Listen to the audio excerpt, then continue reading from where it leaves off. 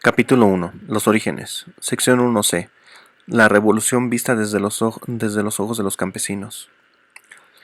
En la Sierra de Guanajuato poco o nada se sabe de los avances de la tecnología, de la ciencia o de los derechos humanos. Y San Felipe, Guanajuato prácticamente no era recordado por el mundo moderno. Lo único que llegó ahí con relativa velocidad fueron las guerras. Y hablando de la Revolución Mexicana, su origen poco o nada tuvo que ver con los motivos que hicieron que se extendiera. Inicialmente se originó como un descontento de que Porfirio Díaz siguiera en el poder, pero esto se originó porque un pequeño grupo de políticos de las altas esferas de la sociedad deseaba cambios en el poder y acordaron entonces la revolución. Esto para los campesinos no fue sino simplemente un cambio de amo, lo que llaman comúnmente es, es estar en el mismo infierno, solo se cambió de diablo. Al inicio los campesinos veían entrar y salir a los grandes hacendados de los palacios de gobierno, donde sostenían largas conversaciones que nada les competían. Después, en las iglesias, entre los mensajes que decían los sacerdotes, se anunciaba mucho el tener paciencia, la virtud de soportar en silencio, y que no se hablara de la guerra, porque ésta aún estaba lejana y que por nada del mundo se participara en ella. Después cambiaron las cosas y se empezó a anunciar que se solicitaban jóvenes para que se enlistaran en el ejército, y muchos campesinos que jamás en su vida habían portado un uniforme se enlistaron para portarlo y se sintieron realizados, pero pronto descubrirían que en realidad los usarían como carne de cañón, ya que fueron los primeros en ser enviados a los lugares más peligrosos y con la enmienda de matar a sus compatriotas que se habían atrevido a alzar la voz. Luego llegaron los primeros prófugos, soldados de bajo rango, que huyeron del frente de batalla, aterrados porque ellos jamás habían escuchado el disparo de un cañón. Se escondieron en las casas de los familiares que vivían más pegados al monte, para que no fueran encontrados por los militares. En el día ellos narraban sus vivencias en el frente de batalla, y de noche despertaban asustados recordando el rugir de los cañones y a sus compañeros muertos, mutilados. Después, cuando se repartía la cosecha entre los trabajadores, los hacendados redujeron drásticamente la cantidad que les tocaba a cada trabajador, porque ese alimento se iba a enviar a los distintos frentes de batalla. Pero con un transporte deficiente y políticos ineptos, la mayoría de las provisiones se pudrieron en los almacenes de gobierno. Después llegaron los soldados, que buscaban a sus compañeros prófugos para ejecutarlos, y a todos los jóvenes que encontraban en las cantinas, trabajando en los campos de cultivo o en la calle, los ahorcaban o fusilaban al momento. Fue por eso que varios inocentes pagaron con su vida al parecerse a algún prófugo. Finalmente llegaron los revolucionarios, y con ello la guerra alcanzó a los más pobres. Los primeros revolucionarios pasaban a las casas de los hacendados a pedir cooperación por la lucha. Cuando los hacendados se negaban a las peticiones, algunos revolucionarios saqueaban las haciendas y mataban a los dueños, obligando a los trabajadores también a que se unieran a sus pequeños grupos, y aquellos que se unían partían para jamás volver.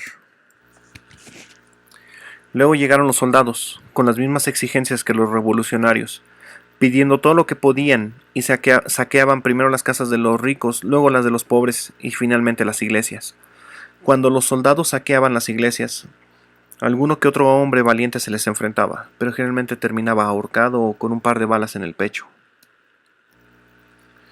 Luego los soldados, para no dejar nada para los revolucionarios, quemaron las casas, las cosechas, los graneros y las milpas.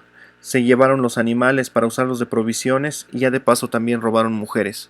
Algunas de ellas terminaron como esposas, otras como sirvientas o esclavas, y algunas de ellas terminaron haciendo con ellas cosas indescriptibles. Y cuando se hartaban de ellas, tanto los revolucionarios como los militares, las mujeres eran abandonadas en los páramos desolados, donde ellas morían de sed o de hambre, o alguna bestia las despedazaba. Algunas corrían con un poco de suerte y ellas alcanzaban algún poblado caminando, o alguien las encontraba tiradas en el camino. Muchos de los grupos que llegaban a las rancherías ni siquiera eran de revolucionarios, eran hombres ociosos que se aprovechaban de las circunstancias para saquear, robar y asesinar. También ellos reclutaban jóvenes para unirlos a sus grupos. Algunas personas se adaptaron bien a este estilo de vida, a como pudieron. Por ejemplo, en el pueblo de los Barcos había una mujer que tenía una cocina popular y ella gritaba varias veces al día, dependiendo del grupo que se acercara: viva Zapata, viva Madero, viva Carranza o viva Villa, dependiendo quiénes fueran los que fueron pasando, aunque para esas fechas ya Madero tenía varios años de haber muerto. Cuando los niños en las rancherías comenzaron a morir de hambre, fue en ese punto que los campesinos, los mineros y otros pobres alzaron la voz y formaron grupos de lo que hoy llamamos autodefensas. Las fuentes de agua fueron cegadas, los pozos tapados y las lagunas envenenadas.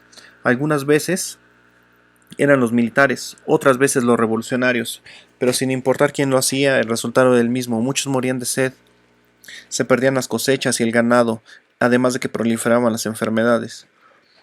Entre las enfermedades que comenzaron a diezmar a la población desde mediados de la Revolución estuvieron el cólera, la viruela, la fiebre tifoidea, la disentería, la amibiasis y la salmonelosis.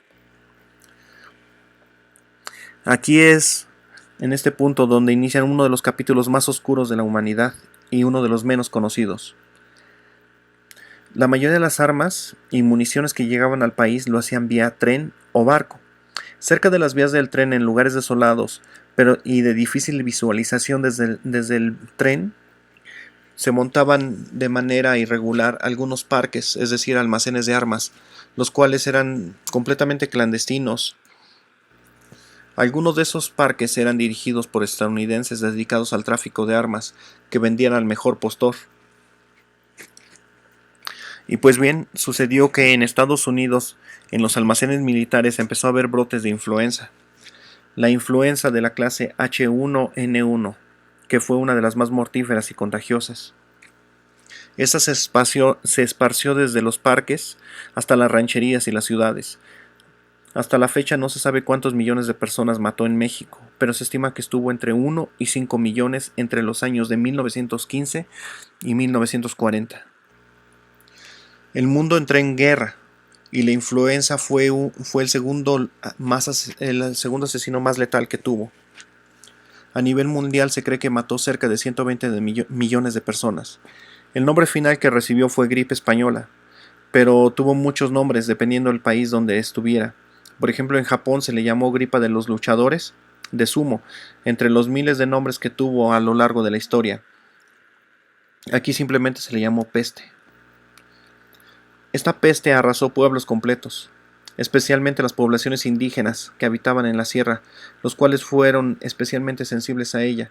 Cuando algún foráneo llegaba a tales lugares y veía a la gente muerta en sus casas, procedía a quemar las casas con el fin de que no se propagara dicha peste. Todos los campesinos, especialmente los más pobres, no tenían interés en quién ganara la revolución. Ellos solo querían evitar el ser saqueados.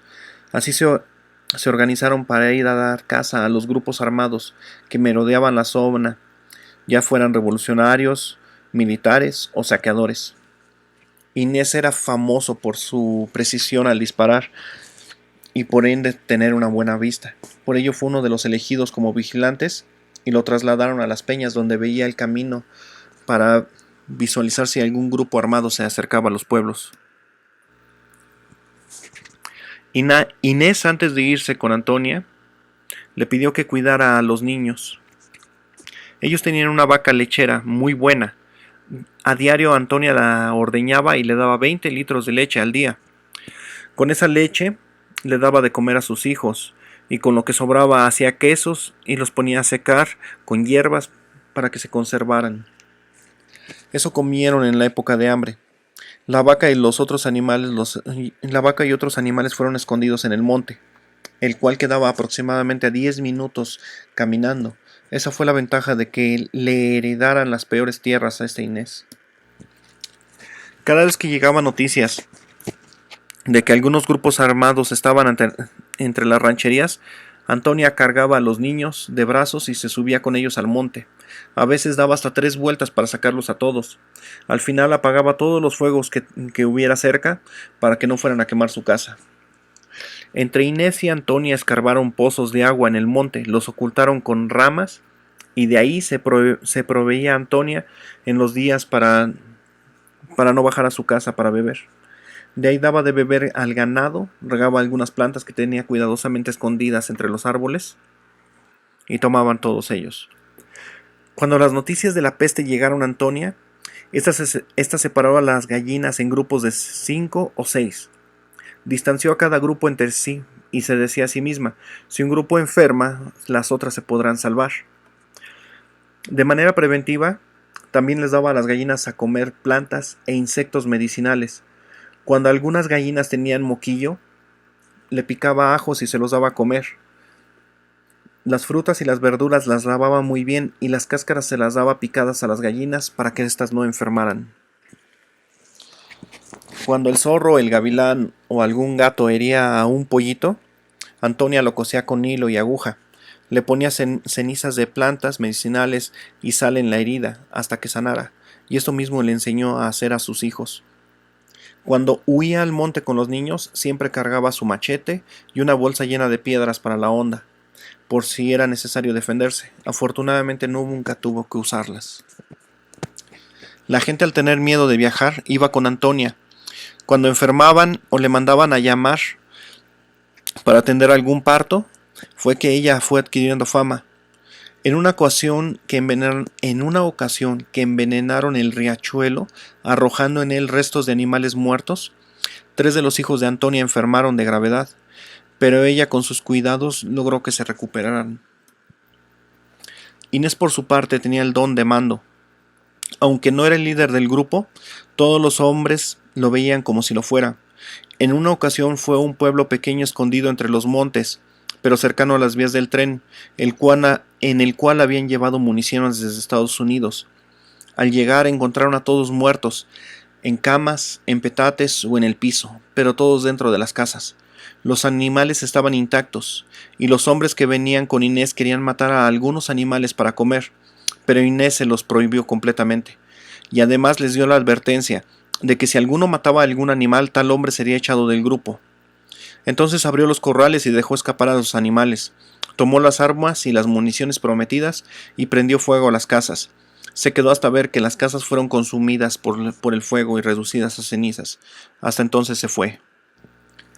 Mientras huía de ese lugar, tuvo un temor muy profundo y comenzó a orar montado en su caballo, diciendo: Señor Dios de mis padres, usted sabe que me he conducido en su presencia. Le pido no deje que esta peste nos toque, por amor a usted mismo, para que no hablen de esto los hombres, ya que todos saben que yo y mis hombres nos hemos conducido con integridad y temor a usted. Mientras tanto, otro grupo de revolucionarios que estaba cazando al grupo de Inés les tendió una emboscada, pero Inés pasó frente a ellos y ellos no lo reconocieron. Sin embargo, Inés sí los reconoció, pero siguió de largo. Los otros revolucionarios, cansados de esperar, se dirigieron al pueblo pensando que Inés aún seguía ahí, y al ver las casas quemadas y a los animales libres, ellos mataron a los animales y comieron de ellos, comieron sus carnes mal cocidas, y entonces fue que comenzaron a enfermar. Uno de ellos, que aún no presentaba signos de la enfermedad, huyó en su caballo, y sin querer se topó con el grupo de Inés, y le contó lo ocurrido. Cuando el hombre comenzó a enfermar, los hombres de Inés lo enterraron vivo, como era la costumbre en la revolución para los enfermos. Entre los que enterraban vivos eran principalmente los enfermos de viruela también. Inés, al enterarse que lo enterraron vivo, se molestó con su gente y se regresó solo a su casa porque tenía varios meses sin ver a Antonia. Los hombres se enojaron con Inés, pero no hicieron nada. Tiempo después todos vieron lo mortal que fue la plaga y que también por los animales se transmitía, y por ello fueron a ver a Inés y le reconocieron que bajo su liderazgo nadie había muerto ni por balas ni por peste. Entonces se inclinó en presencia de sus amigos, puso la frente en el suelo y reconoció que esto había sido por la mano de Dios. Inés salía seguido a hacer excursiones.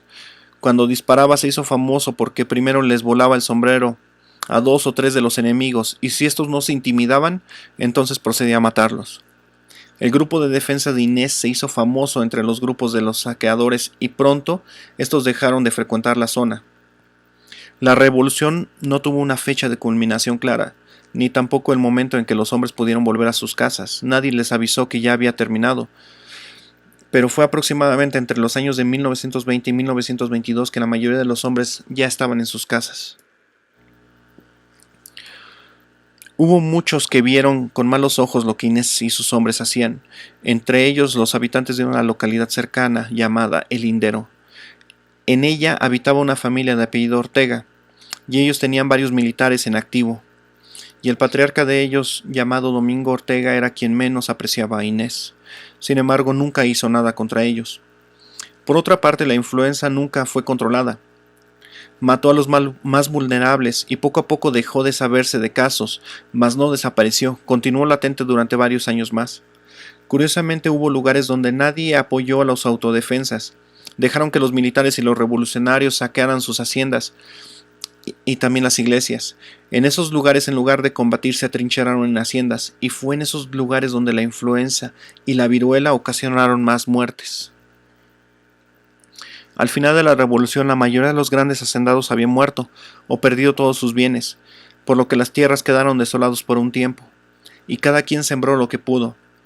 Las tiendas de raya desaparecieron gradualmente, aunque no la manera de endeudarse con ellas, ya que hasta la fecha, debido a los bajos salarios que se manejan en el estado de Guanajuato, todavía se manejaba el endeudarse con las tiendas y pagar cada vez que se recibía el salario, principalmente en las quincenas o los fines de semana.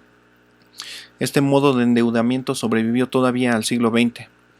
Fue en ese momento cuando Inés aprovechó para hacerse de tierras, ya que éstas eran muy baratas.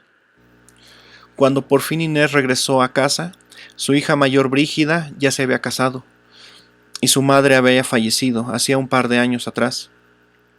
Por ello decidió valorar más el tiempo con sus hijos y enseñarles todo lo que pudiera. Su mayor temor siempre fue perder a uno de sus hijos. Finalmente, cuando se enteró de todos los partos que Antonia atendió, cuando se enteró también que curó a 3 de sus hijos y que tuvo que huir al monte con los niños en brazos, rompió en llanto y abrazó a Antonia mientras le decía estas palabras: ahora veo que Dios no se equivoca. Nunca hubo una mujer mejor que tú para mí. Ahora veo que tus creencias y mis creencias no deben de chocar, porque tanto a ti como a mí Dios nos ha protegido. Ahora veo que mi Señor ama por la fe y no por las creencias. Fin de la sección 1C.